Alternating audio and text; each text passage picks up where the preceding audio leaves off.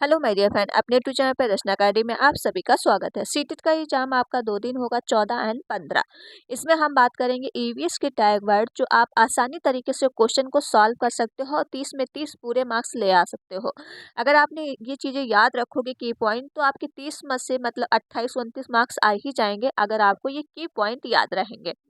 तो चलिए फिर स्टार्ट करते हैं। एंड वीडियो आप लोग क्या है शेयर करिएगा, लाइक एंड चैनल को सब्सक्राइब जरूर कर लीजिएगा अगर चैनल पर पहली बार विजिट कर रहे हैं। तो देखते हैं कि वर्ड क्या है।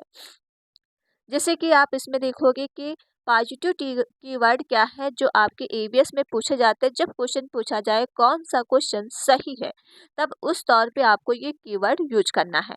जैसे खोजने एवं सीखने का अवसर देना। बच्चे को सीखने का जितना आप अवसर दोगे हर चीज में, जैसे बच्चा खुद से अपने आप चीजें सीखेगा, या आप खोजने की चीजें, जैसे कोई चीज आप कह दिए कि ये कैसे बनेगा, तो बच्चा उसके बारे में सोचेगा, अच्छा ये कैसे बनना है।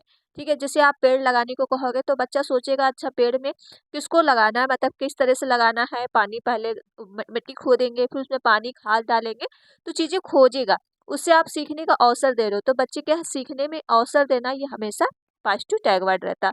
अन्वेषण करना वही होता है कि बच्चे के साथ जोड़ के जो सीखने का अवसर दे, तो ये भी आपका पॉजिटिव टैग वर्ड है। अवलोकन करना, किसी क्रिया को देख के बच्चे ऑब्जर्व कर रहा है, अगर आप उसके साथ अच्छा अच्छा व्यवहार कर रहे हो या अपर्यावरण चीजें आप सिखा रहे हो, वो अवलोकन कर रहा है। ठीक है, तो ये भी आपका पॉजिटिव टैग वर्ड है।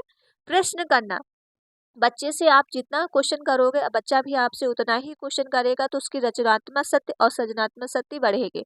तो ये भी आपका पॉजिटिव टैग वर्ड होता है। एकीकृत विषय होना चाहिए, वास्तविक जीवन से उसका अनुभव होना चाहिए। जो बच्चे की दैनिक दिनचर्या है उसी के साथ आपको पढ़ाना है।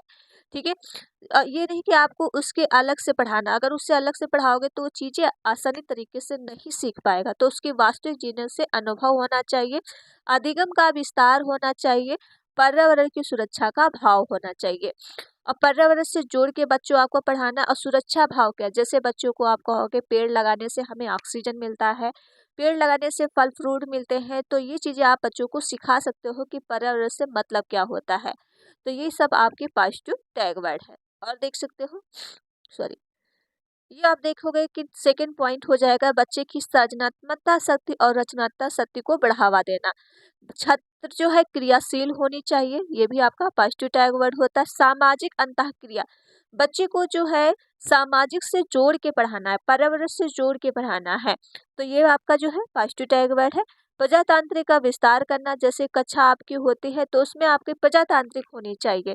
क्यों होनी चाहिए, क्योंकि बच्चा हर प्रकार का होता है, तो आपको सबको साथ में लेके चलना है, किसी को आपको अलग नहीं करना है। तो ये भी आपका पॉजिटिव टैग वर्ड होता है। प्रकृति के संबंध में लगाव, जैसे प्रकृति के संबंध में आप कैसे लगाव कर सकते हो, जैसे आप कहोगे पेड़ हमें ऑक्सीजन देते हैं और साथ में फल फ्रूट देते हैं, अगर आप पेड़ नहीं लगाओगे तो ऑक्सीजन नहीं मिलेगी एंड पोल्यूशन बहुत ज़्यादा होगा। तो ऐसे आप बच्चों को सिखा सकते हो प्रकृति से लगाव करना।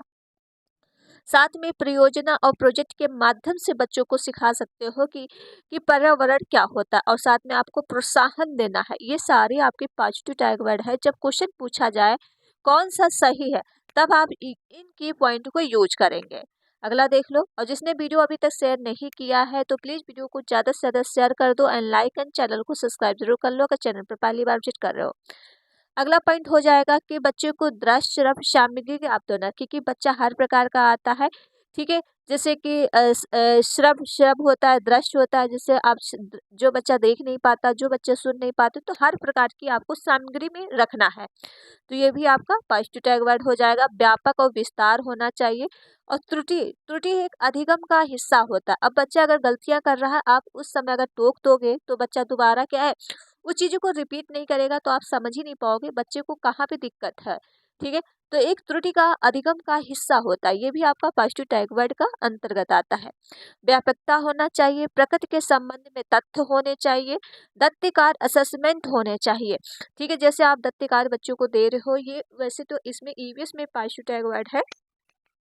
आप दत्त कार्य इस तरह से दे सकते हो कि बताइए पर्यावरण से रिलेटेड आप कैसे पर्यावरण को बचा सकते हो कि इतना पोल्यूशन है। तो बच्चे कई कई तरीके से अपना अलग अलग से असाइनमेंट बनाएंगे, ठीक है। जैसे कि पेड़ लगा के बना सकते हैं एंड सार्वजनिक वातावरण का जो है प्रयोग कर सकते हैं। इस तरह से बच्चे के अलग अलग के थॉट अपने दे सकते हैं। तो दत्त कार्य भी देना है। अधिगम का विस्तार होना चाहिए, हस्तपरक अनुभव, ये सब आपके पॉजिटिव टैग वर्ड हो गए। अगला देख लो।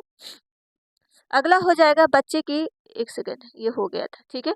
अगला देखो, आप चलते हैं निगेटिव टैग वर्ड। जब क्वेश्चन पूछा जाए कौन सा सही नहीं है या इनमें से कोई क्वेश्चन नहीं है, तब आपको ये यूज करने हैं। जैसे बच्चों को व्याख्यान देना, अगर आप व्याख्या दे रहे हो तो ये आपका निगेटिव टैग वर्ड होता है। वैज्ञानिक शब्दावली, ये भी आपका निगेटिव टैग वर्ड।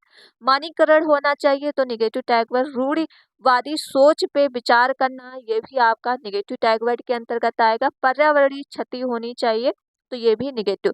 लेविंग करना मतलब होता है, लेविंग करना बच्चों को एक दूसरे से अलग करना। जैसे ग्रे लेविंग, जैसे बच्चों को क्या है, आपने इस तरह से बोल दिया कि चलिए जैसे कोई बच्चा एक लंगड़ा है, ठीक है, तो आप कह दिए कि लंगड़े इधर आओ, ठीक है, तो ये इसको क्या है, ठोस पहुंच रही है, ठीक है। आपको इस तरह से बर्ताव बच्चों साथ नहीं करना है। तो लेविंग करना, ये भी आपका नेगेटिव टैग वर्ड होता है।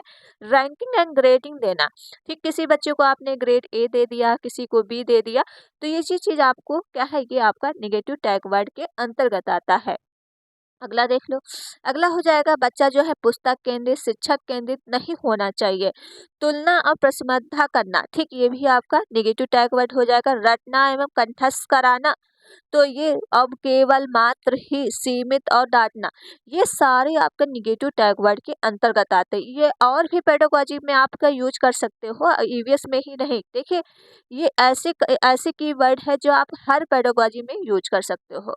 ओके, तो ये छोटी सी वीडियो थी, हो वीडियो आपको पसंद आई होगी तो प्लीज़ वीडियो को ज़्यादा से ज़्यादा शेयर करिएगा एंड लाइक एंड चैनल को सब्सक्राइब। मिलते हैं नेक्स्ट वीडियो में। Thank you friend.